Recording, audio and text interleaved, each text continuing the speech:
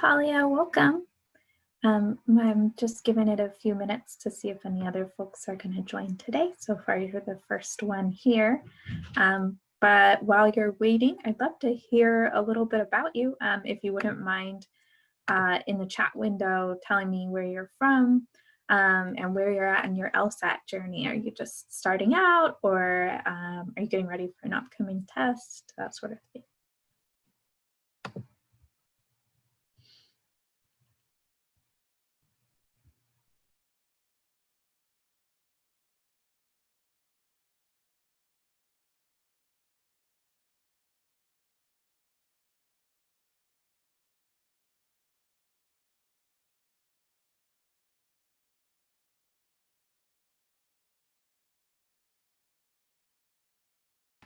And I'll send you a little hello in the chat so it's easy to find.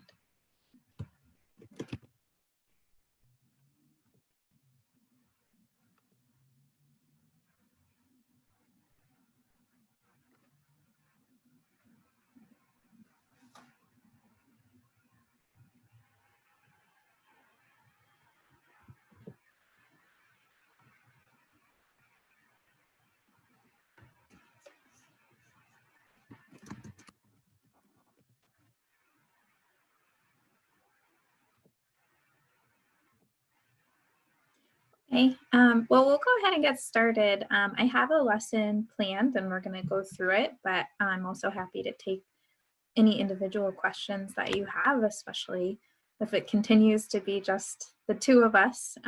So you can use the chat window to participate and just stop me anytime that you want to talk about something. And maybe if we have a little extra time at the end, we can talk about your particular LSAT situation and any questions that you have. But let's get started. So my name is Allie Bell, and I'm an LSAT and GMAT instructor in the Bay Area of San Francisco. I've been with Manhattan Prep since 2010, and I've also worked as a public school teacher for 9 years. And I'm currently an instructor manager and the manager of training programs at Manhattan Prep. And I teach courses in San Francisco, but also occasionally online. And we offer courses in most major cities and then also online. And I'm happy to be here with you. While you're here, I'll tell you if you are looking for some other opportunities to get some LSAT review for free. There are a couple of things that you can do through Manhattan Prep. One is that all of our courses have a session 1 that's available for free as a trial student. It's a 3-hour class that focuses on logical reasoning and logic games and building your foundation for those too. Hi, Arnell, welcome. Is it Arnell or Mel, or do we just have 2 more folks? Hi, welcome everybody. We're just getting started. Yeah, you can try the first session of any of our LSAT courses for free, whether that's in person or online. And then we also have a product called LSAT Interact, which in its whole is a comprehensive LSAT self-study curriculum. And you can try samples of the LSAT Interact through our website. So if you're interested in either of those, you can check out our website for more information and the schedule of our classes. Let's talk about what we're going to be covering today. So today's lesson is going to focus on the logical reasoning section, which I love to focus on because it's 50% of your overall LSAT score. And we're going to be discussing 2 question types that represent a really common theme on the LSAT, which is that you are often presented with something that contains some missing information. And today we're going to look at the idea of what's missing in a logical reasoning problem in the context of explain a discrepancy questions and evaluate an argument questions. And those are 2 pretty different question types. So we'll also get to reinforce some skills that go along with those questions and that are more broadly useful in logical reasoning. So we're going to start with explain a discrepancy questions. The word discrepancy just means a difference or a contradiction, something that's a little confusing or doesn't seem quite right about a particular situation. And I wanted to start by giving you sort of a basic example of what an explain a discrepancy question on logical reasoning might do.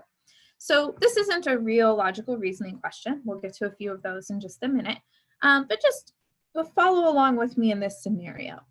So let's say Julia is adopting an animal from the local shelter and she wants a friendly animal, and it's a known fact, just bear with me here, that in general, dogs are friendlier than cats. Sorry if that offends anyone.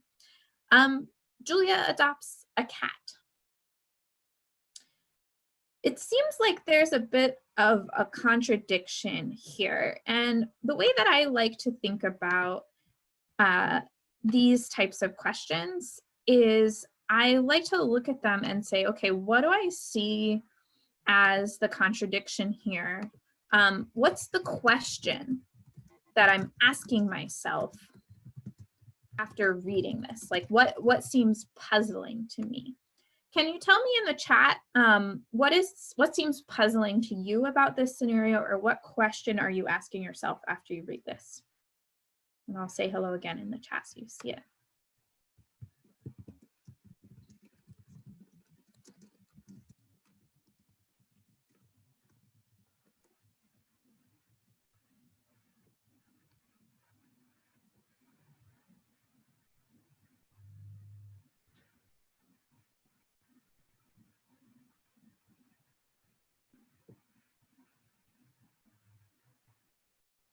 Nice, Rachel. So that's a great way to phrase it. Why would she choose a cat if dogs are known to be friendlier? I'm going to type that here. Oops, sorry. Why would she choose a cat if dogs are friendlier? Tell me in the chat, what are some possible responses to that question? How could you answer it?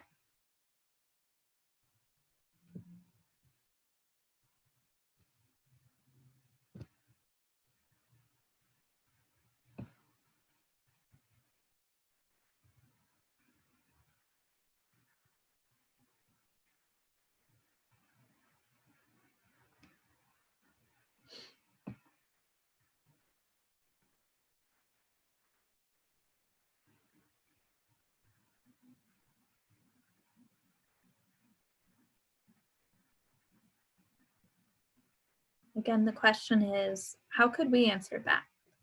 Why would someone choose a cat if dogs are friendlier and they want a friendly animal?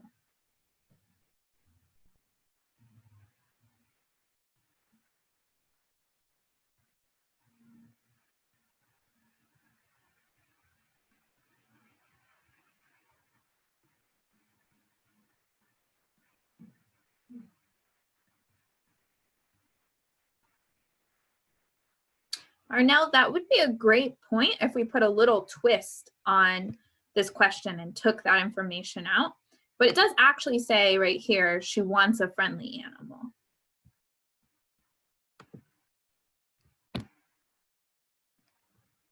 So we're looking for something that's kind of thinking about what's the information provided and how can we explain this situation away without contradicting it.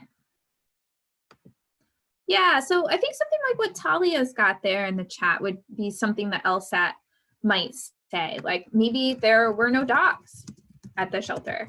There are never dogs at the shelter.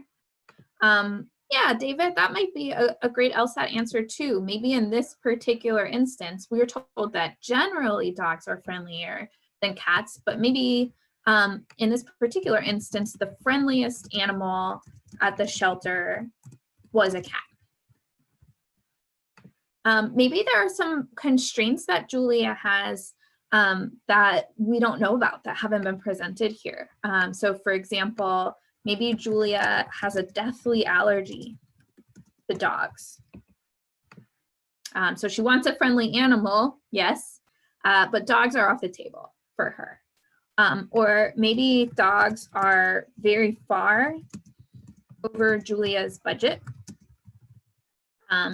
But cats are not. So all of these could be acceptable answers to an explain a discrepancy question like this one on the LSAT. And what this brings us back to is the idea of missing information. So when we're asked to explain a contradiction, we're told something that's puzzling, and then we're asked, how could we possibly reconcile this information? What piece of information, if it were true, would make all of this make sense? And the LSAT will then give us 5 hypothetical answers. And what you'll notice here is that each of these answers, which could be a correct answer to this particular problem, is an answer that kind of addresses something that was missing from the original information that wasn't present, but would help all of this make sense. So when I'm looking for an answer to an explain a discrepancy question, I'm not looking for something that has already been said here, or even something that's super related to what's already been said here. I'm looking for something that might feel a little off topic, but if it were true, then it would make everything here make a lot more sense. So did this paragraph say anything about allergies? No, not at all. But if it's true that Julia has a deathly allergy to dogs, then this would all make a lot more sense why she didn't choose to adopt a dog.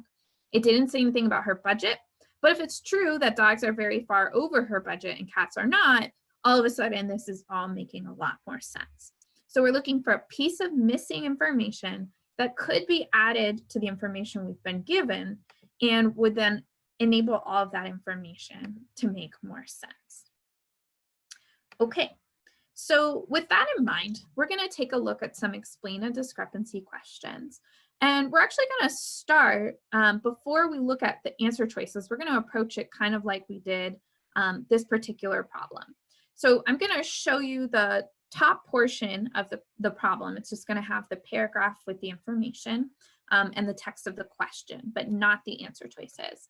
And what I want you to focus on is identifying what you see as the discrepancy, turning it into a question, the way that we asked the question on that last one, why would Julia choose a cat and not a dog? And then try to predict the answer. So I'm going to put the first one up on the screen. I apologize that it's a little bit blurry, but I'm going to give you a minute to just read it and jot some notes to yourself. And in particular, what I want you to focus on is what is the question that we should be asking ourselves after reading this? What is the puzzle here? And please wait to put it in the chat. I want to give everybody some time to think. And then in 1 minute, I'll give you some time to put it in the chat. I'm going to hop off the camera while you read this and think about it.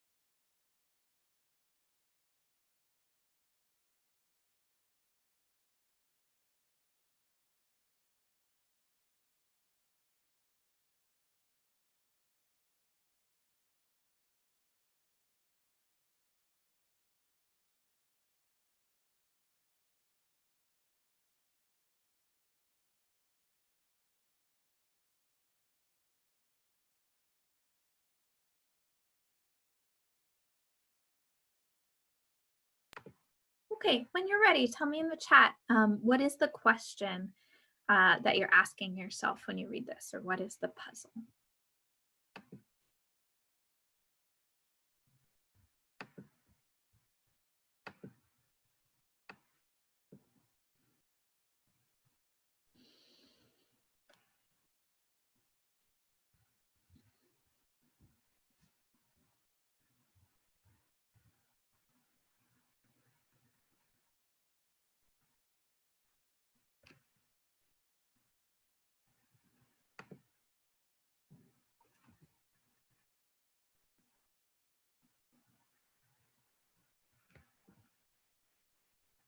What are we trying to figure out here?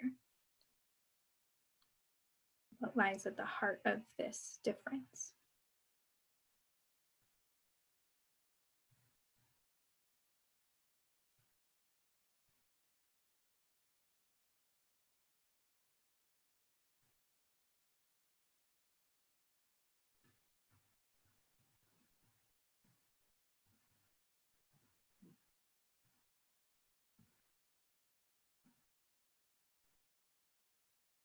Good, Talia. That's a great start. Yeah, I like that, Rachel. So at the broader level, we're asking, okay, there's this difference. The movie executives want to maximize viewers, but the TV executives don't. And so we're at the broadest level, we're trying to figure out why not. And then if we dive a little bit more detail into a sort of a little bit more detailed level of analysis here, we can say, well, do we have any clues about where this difference might come from? We have some similarities between films and TV and some differences here. So we're told how a film makes a profit by having a bunch of people who go see it. They generate the revenue from ticket sales. And then we know that, you know, there's some money that's spent on making a film. And so that's where the film goal comes from. With TV, all we know is that TV executives aren't trying to maximize the number of viewers for their shows. So if we think about, okay, why were films trying to maximize the number of people? Well, they said that's how they generate profit. They generate their profit or their revenue from ticket sales. So if that's not the goal of TV executives, that leads us to think, okay, so then how do TV shows generate their profit? So the question that I'm asking myself as I look into the answer choices is what can help me understand how TV shows make profit differently than films do in a way that would help to explain why they're not depending on viewers and the number of people who see these TV shows in order to generate their profit. So with that in mind, let's take a look at the answer choices. I'm going to give you a minute, and then once that minute is up, I'm going to put a poll on your screen and give you an option to select the best answer. Then I'll hop off camera while you think.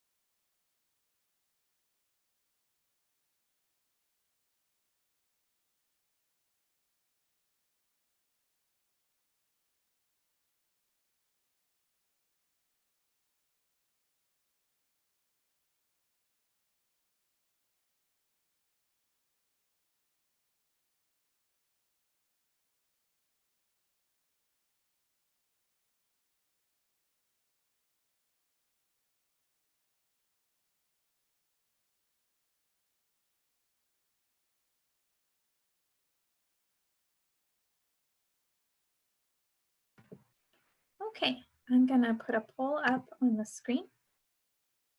And I'd like for you to go ahead and let me know what answer you would pick if you had to pick right now.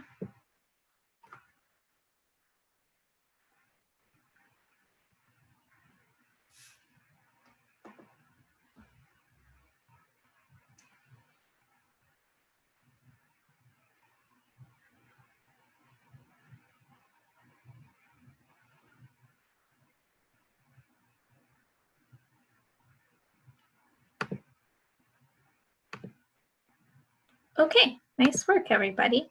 So I will tell you that everyone who chimed in on the poll chose answer choice D, and that's the correct answer. So y'all are off to an excellent start.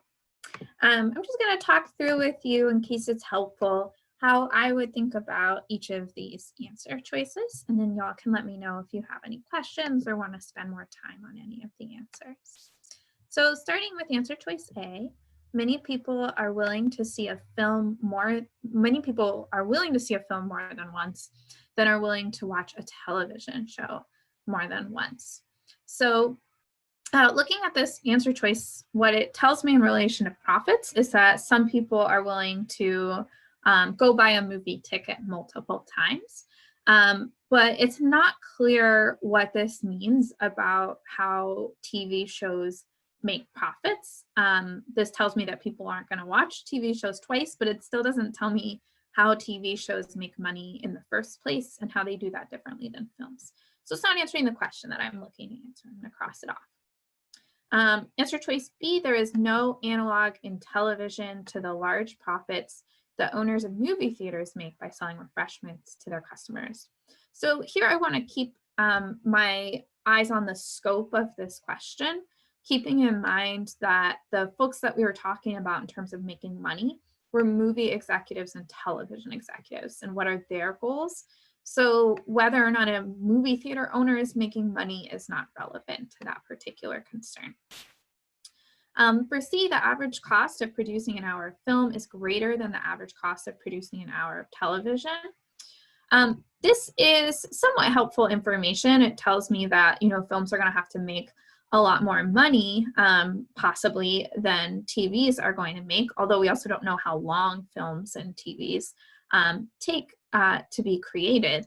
But it doesn't help me understand the difference in how they generate revenue, which is the aspect of the argument that relates back to the number of people seeing the film. So the idea of how much does it cost to make the film doesn't help me understand why we would want a lot of people to see movies but not TVs. It doesn't tell me how TV shows make money.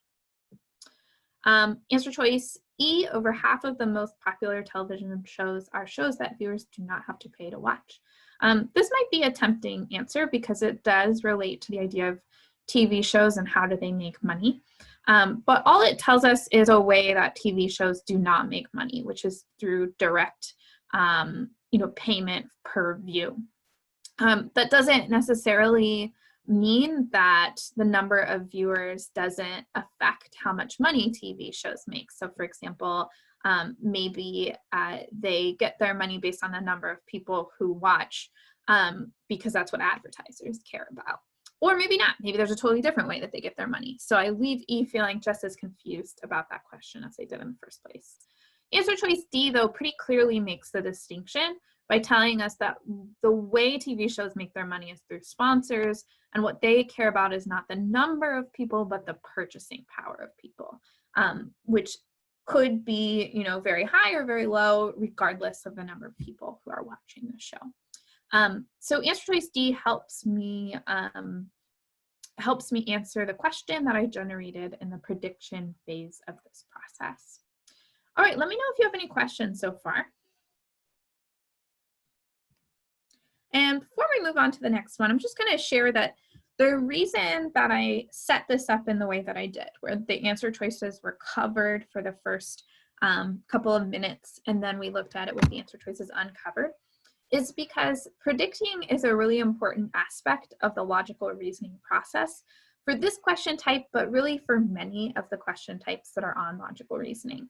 And one of the challenges of logical reasoning that can come up is when you move too quickly from spending time understanding the argument or information you've been given and making a prediction and just dive straight into the answer choices without giving enough critical thought to the paragraph that's been presented to you. So I strongly encourage folks who are looking to improve their score in logical reasoning to do an exercise like the one that we did on this first question, where you practice logical reasoning questions with the answer choices covered at first. And you could use your hand if you're practicing within a paper book. You could use an index card. If you're practicing in a digital format, you could cover it with a white box. But the idea is to kind of force yourself to really attend to what the question is asking, what the stimulus is saying, and what your prediction is before you look at the answer choices, because the answer choices are designed to trap you into thinking the wrong thing. All right, so for this next one, we're going to move a little more quickly. The way I'm going to do this one is I'll show you just the stimulus and the question, and I'll give you some time to make your prediction. But I'm not going to have us talk about the predictions before we move to the answer choices. I'll just move us on to the answer choices after about 45 seconds. So here's the next question. Take a little time right now to jot down what you think the question that you should be asking yourself is and what your predicted answer is. and then I'll show you the answer choices in a few seconds.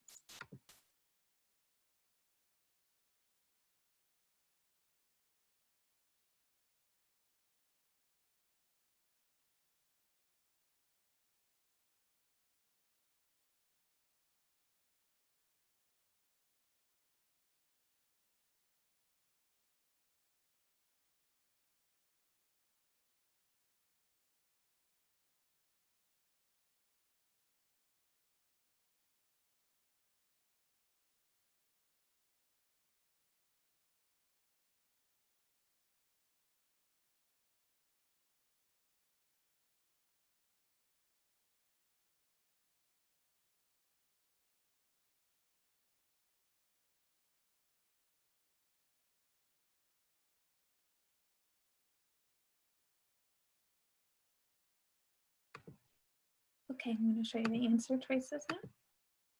And I'll give you one more minute and then I'll send you a poll.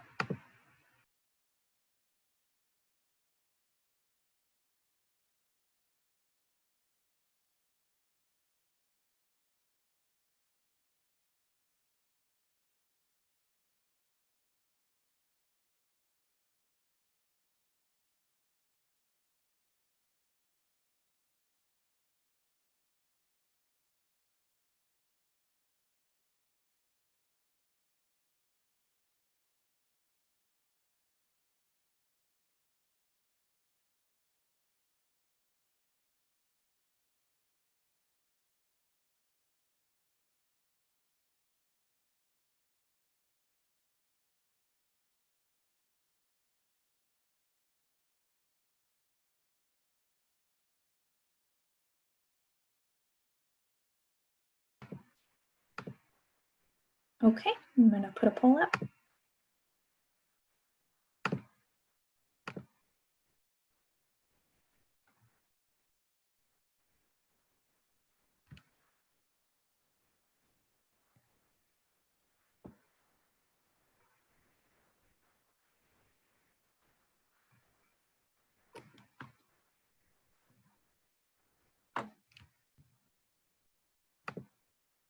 Okay, nice work on this one too. Let's talk through it. So the question that I'm asking myself after I've read this initial paragraph is, it seems like the discrepancy here is in terms of the way that Earth and Venus expel heat. This tells me that Venus has to expel excess heat. And then it says, okay, and here's how that happens on Earth, but Venus can't really do it the same way that it happens on Earth. So I'm left with the question, how does Venus expel excess heat generated by its core? And I'm looking for an answer that can provide me with a reasonable answer to that question and then make all of this make sense. So I go through the answer choices. Answer choice A, rock on the surface of Venus remains solid at much higher temperature than does rock on the Earth. This sounds like maybe a potential consequence of what's being described up here, but it doesn't answer the question of how Venus expels excess heat, so I'm going to cross this off. Answer choice B, the surface of Venus is relatively thin, allowing internally produced heat to radiate into space. This sounds like it is kind of explaining how Venus expels excess heat, so I'm going to keep it. Answer choice C, the interior of Venus undergoes greater fluctuations in temperature than does that of Earth. This sounds like an extra detail related to Venus's hot molten core, but it doesn't tell me how Venus expels heat, so I'm going to cross it off. Answer choice D, though Venus lacks active volcanoes and heat diffusing fissures, it has surface movement like that of somewhat like that of Earth. This is a great trap answer because it starts off by talking about the difference between Venus and Earth, but then it finishes poorly. It just is talking about a similarity between Venus and Earth in terms of surface movement. It doesn't help me understand what happens to that excess heat on Venus. And then finally, the atmosphere of Venus is significantly hotter than that of Earth. Another great trap answer, because this does seem like it might be a logical consequence of what's being described here, but it doesn't help me understand how Venus expels excess heat, so I'm going to cross it off, and I'm going to select answer choice B, which is the correct answer. let me know if you have any questions on this one.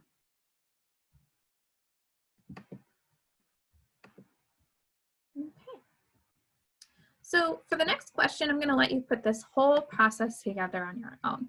So I'm going to put the entire question up, and I'm going to encourage you to make a prediction, to generate what you think the question that you need to answer is, and then try to predict what the answer would be before you look at the answer choices. But I'm going to encourage you to do that on your own, since that's how you'll need to do it when you study at home. So here's the question, and I'm going to give you 1 minute and 20 seconds, which is the average amount of time you would want to spend on an LR question on the test. Give it a shot.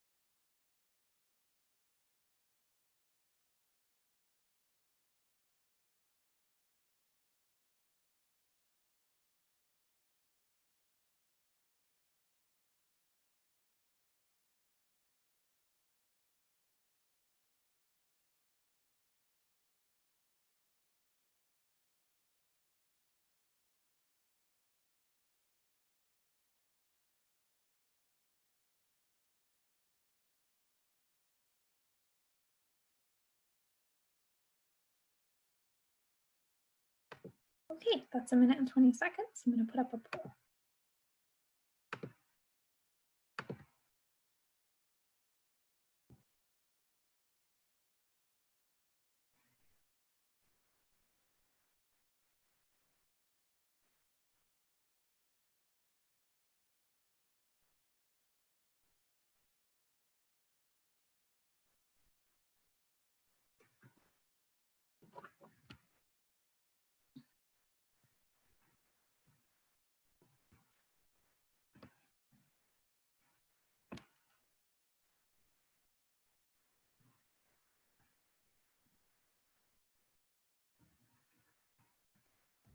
Okay, looks like we're feeling a little bit more split on this one. Let's talk about it. So first, let's take a look back at this text. And one thing I want you to reflect on, and this is always a good thing to reflect on when you do logical reasoning problems timed, is how well did you comprehend this paragraph under time pressure? I wouldn't be surprised if a few folks, when I added that additional element of being timed in a realistic, LSAT amount of time of 1 minute and 20 seconds, that made some people feel a little bit stressed, that made people feel like they didn't have enough time to fully read and comprehend the argument, that they needed to move quickly in order to get to the answer choices. And that's a feeling that I encourage you to practice working against. You have to take the time to read this effectively, to understand it well, in order to have a strong chance of getting the question right. So I would encourage you to take the first 30 seconds or so of your 1 minute and 20 seconds and really focus your energy on comprehending what this says and asking yourself the right questions about it and anticipating an answer choice before you move down to the answers below.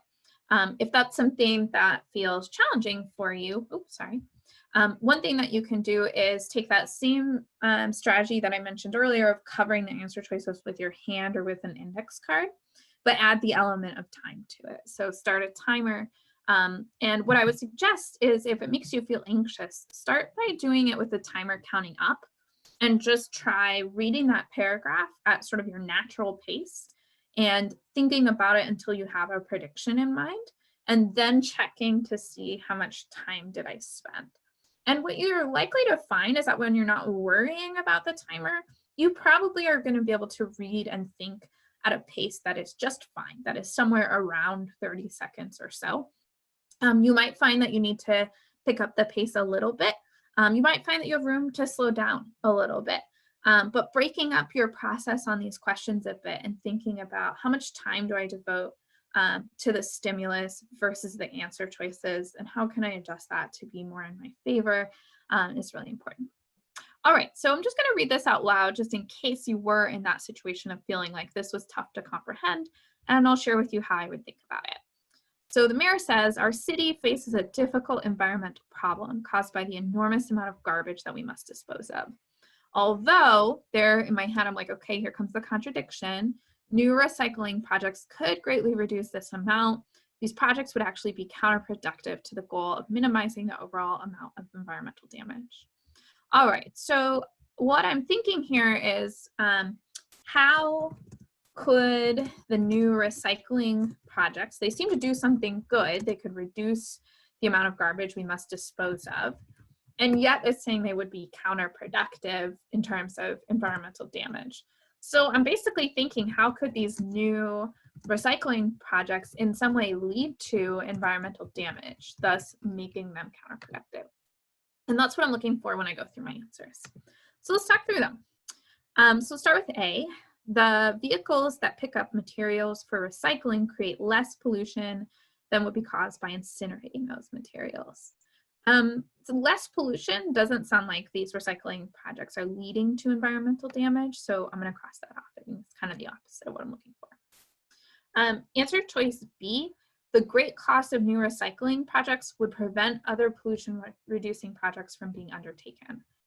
Okay, so that sounds like it could potentially lead to environmental damage because these other projects that would help reduce pollution are not going to happen. So I'm going to keep that one in. C, the mayor's city has nearly exhausted its landfill space and therefore must incinerate much of its garbage. Okay, so that sounds like it kind of reinforces the idea that this is a problem. We've got a lot of garbage, but it doesn't really speak to the new recycling projects and how they might lead to environmental damage. It kind of seems like it's just describing how the existing situation is currently leading to some problems. So I'm going to cross this one off. More recycling would give industries in the mayor's city a greater incentive to use recycled materials in their manufacturing processes. Well, that sounds like a way that recycling is helpful to the environment, not how it leads to environmental damage. So I'm going to cross that off. And people who recycle feel less justified in consuming more than they need than do people who do not recycle. The LSAT loves to give these double negative types of answer choices, and I always have to slow down and rephrase them to make sure I'm understanding them correctly. So they're saying if you recycle, you won't feel good about consuming a lot, versus someone who doesn't recycle, who would feel okay about consuming a lot. So that sounds like it's like basically if people recycle more, they'll consume less, which sounds like a good thing for the environment. So I'm going to cross that off. And that leaves me with the only answer that helped me answer my question, which is the answer choice B. And I'm going to choose that one. All right, this was a tough question. So let me pause. And I'm going to ask you to tell me in the chat window, what did you learn from this question? What do you want to remember in terms of your logical reasoning process? Or what do you want to practice in terms of your logical reasoning process? Tell me in the chat, what's your takeaway here? And you can also let me know if you have any lingering questions or doubts.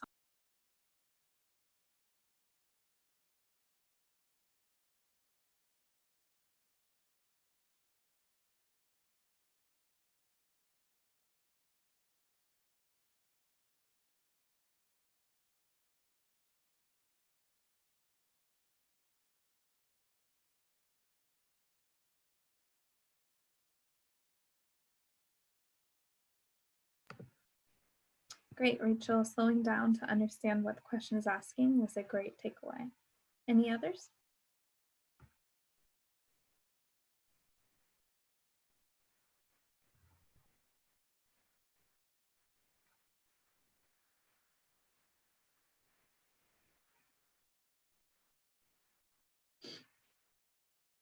Okay.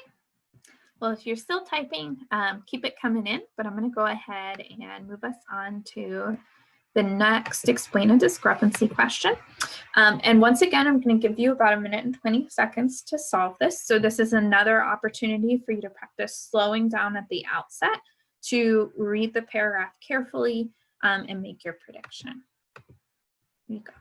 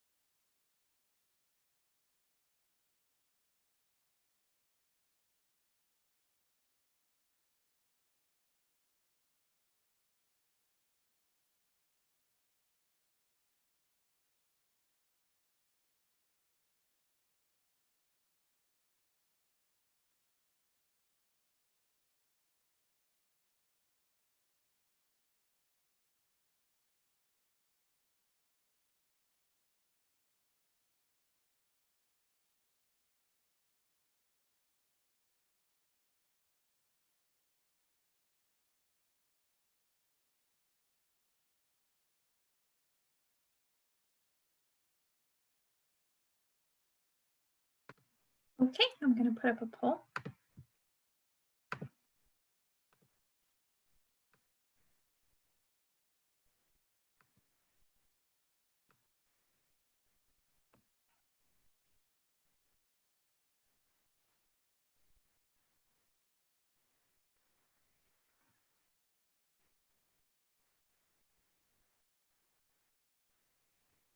All right, thanks. So let's take a look again at the paragraph at the top. I hope you were feeling this time like you had a bit more opportunity to slow down and really focus on what was the contradiction, what's the puzzle we're trying to solve. So in this paragraph, it starts off by talking about all these ways that vitamin C is good for people's health. It's an antioxidant. People are supposed to take it to keep them from developing health problems. Then we get this, however, that's a trigger word for here comes the contradiction. And it says doctors are telling cancer patients not to take vitamin C in some cases. So the question that I'm left asking myself here is, why would vitamin C be bad for cancer patients or for some cancer patients? So I'm looking for an answer choice that is going to help me answer that question. So start with answer choice A. Some kinds of cancer cells observe large amounts of vitamin C, which interferes with the oxidation mechanism by which many cancer therapies kill cancer cells. All right, so thinking this through, it sounds like if it interferes with the thing that kills cancer, then that might be bad. We don't want to give them lots of vitamin C because it will interfere with something that is helping them. So answer choice A seems like it is giving me a reason why vitamin C is bad for cancer patients, and I'm going to keep it. Answer choice B, vitamin C has not been shown to reduce people's risk of developing cancer, even at a very high dosage level. Okay, so that tells me why vitamin C might not be helpful, but it doesn't tell me why doctors would actively discourage people from taking it. So I'm going to cross this off. Answer C, cancer cells that are susceptible to certain types of cancer therapies are not likely to be affected by the presence of vitamin C. So that sounds like vitamin C is kind of neutral, not bad. Answer D, the better overall health of cancer patients while undergoing therapy, the more likely they are to experience a full recovery. That almost makes it sound like they should be taking vitamin C, since it's good for their overall health. So I'm going to cross that off because we're looking for reasons vitamin C is bad. And then answer choice E, certain side effects of cancer therapies that are detrimental to patients' overall health are not affected by vitamin C. So again, sounds like it's kind of neutral in that case. I'm going to cross it off. And I'm going to select answer choice A, which is the correct answer. Let me know if you have any questions on that one. Y'all did really well on that one. You're putting things together well here. Okay. So we're going to shift gears now. And up until now, we've been looking at, again, the question type called explain a discrepancy. And we've been thinking about missing information. And in particular, we've been thinking, what's the missing information that could make this less confusing or less contradictory? We're going to shift gears now to a different type of question called evaluate questions. And evaluate questions are also asking us to think about missing information, but more along the lines of an argument. So they're asking us, what's the missing information that could make this argument more or less persuasive? So we're shifting from a focus on what is missing and making this argument confusing to what is missing that could help us decide whether this is a good or a bad argument. Let's take a look at a quick example. So back to Julia and dogs. Let's say that I give you the premise that Julia likes dogs. And based on this, I arrive at the conclusion that Julia should adopt a dog. If you were Julia's friend, what are some questions that you might be asking that might impact this decision of whether Julia should adopt a dog? So what questions would you ask that might potentially lead Julia to sort of change her mind or confirm her decision that she should adopt a dog?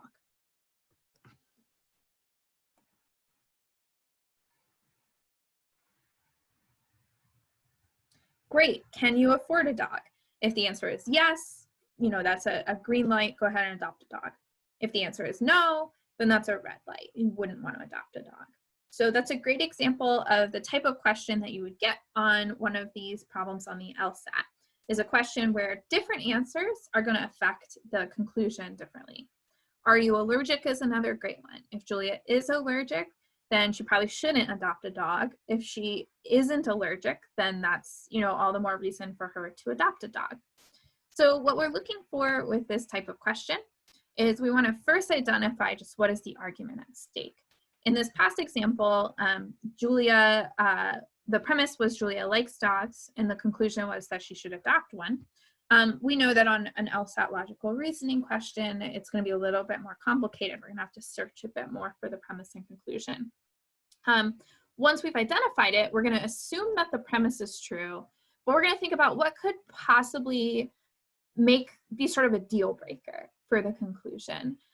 What could make the conclusion true or untrue? So let's take a look at a question. And what I want you to start with here is just thinking about what is the premise and the conclusion here. And then what might help you evaluate the conclusion. I'm going to pause and just give you a minute to read. I want you to identify an actual sentence that you think is the conclusion and a sentence that you think is the premise, and type done in the chat window when you're done.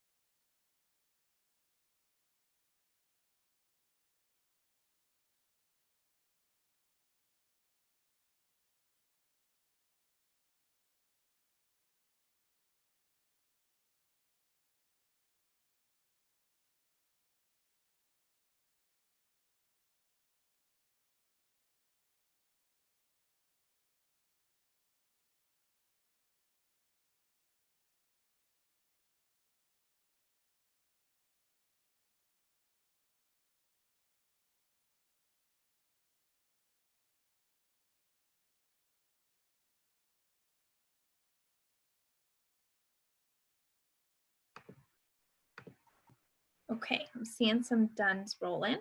So let's talk it through. Thank you. So the conclusion here is this last sentence. So country F's producers are dumping shrimp. And the premises are what's giving us support for that. So we've got two premises here. We've got a definition of dumping. This is what it is. It's selling a product in another country for less than production cost. And then we've also got that the shrimp producers from country F are selling shrimp in country G below the cost of producing shrimp in country G. So on the surface, it sounds like, yeah, doesn't that meet the definition for dumping? So, but then I know there's got to be some kind of gap here because they're telling me we need to evaluate this argument. So I'm going to look a little closer. What could it possibly be that could change my mind about whether country F's producers are dumping shrimp? Nice, David. So David's saying whose production costs? So here in the first sentence, it says they're selling for less than production cost, and they keep that kind of vague. And then what I noticed in the second sentence, it's a little surprising, is they're talking about selling shrimp in country G from country F, and it's less than the cost of producing shrimp in country G. So that makes me wonder, what was the cost for these shrimp producers? Because they're not from country G, they're from country F. So maybe they're not dumping the shrimp if the cost of producing shrimp in country G doesn't reflect their cost of producing a shrimp. So I've got all that in mind before I go into the answer choices. Now I'm going to give you the answers and give you a minute to decide.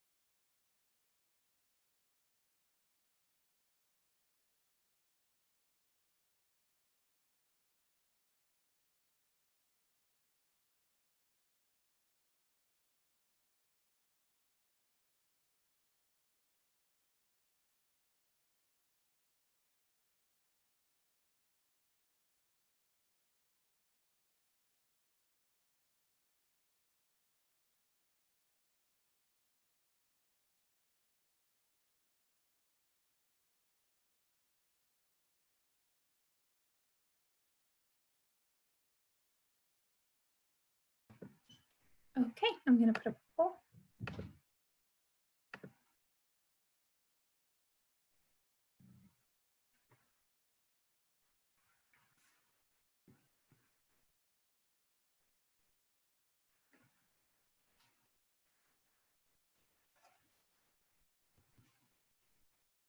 Nice. So all of you chose answer choice A, and that's the correct answer.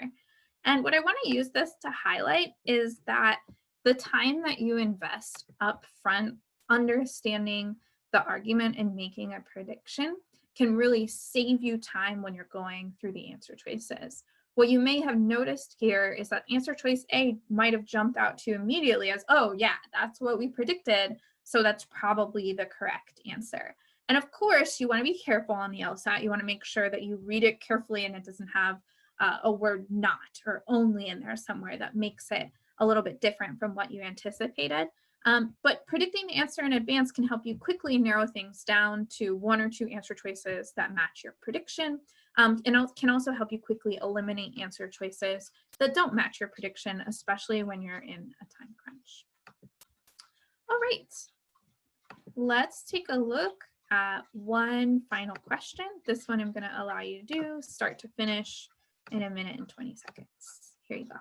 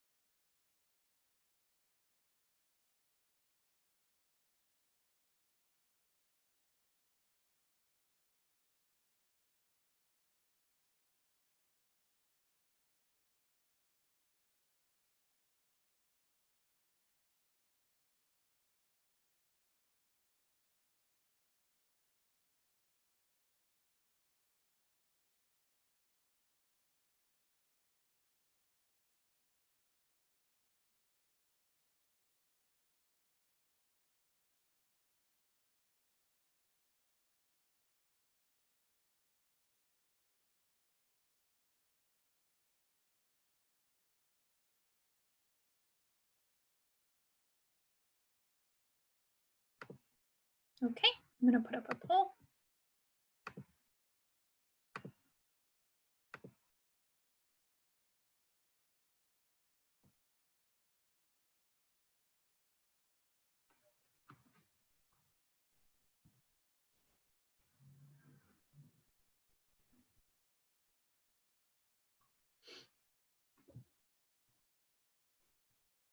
Okay, let's talk this one through. So when I read the argument, I notice that the conclusion is that if an animal control officer finds a stray Cocker Spaniel near Flint Heights, that dog probably belongs to someone in Flint Heights. And the basis for that are these city dog licensing records that show lots of Cocker Spaniels registered in Flint Heights, more than all the other neighborhoods combined. One of the things that I look for when I'm anticipating where the gap in an argument is, where I might need to evaluate that argument, and this is true not only for this question type, but for assumption questions, for strengthen and weaken questions, is any shifts that occur between the premise and the conclusion. So any terminology that's brought up in the premise that's kind of dropped in the conclusion, or any new terms that come up in the conclusion that were not mentioned in the premise. One shift I notice here is there's an emphasis on licensing records in the premise that kind of gets dropped in the conclusion. And that makes me wonder, do these licensing records, are they an accurate reflection of the actual number of Cocker Spaniels that belong in each of these neighborhoods? Or are they just a reflection of who registers their dog? And in this particular question, the correct answer reflects that. So answer choice E is the right answer here. And it speaks to just whether these folks in Flint Heights are more likely to license their dogs than other neighborhoods. If they are more likely, then there's a decent chance that these licensing records don't actually reflect where all the Cocker Spaniels are in the city, and this animal control officer theory might be wrong. If they actually are not more likely, if everybody licenses their dogs at the same rate, then this is probably a pretty accurate way of thinking about where these dogs are coming from. All right, so this is where we're going to wrap up.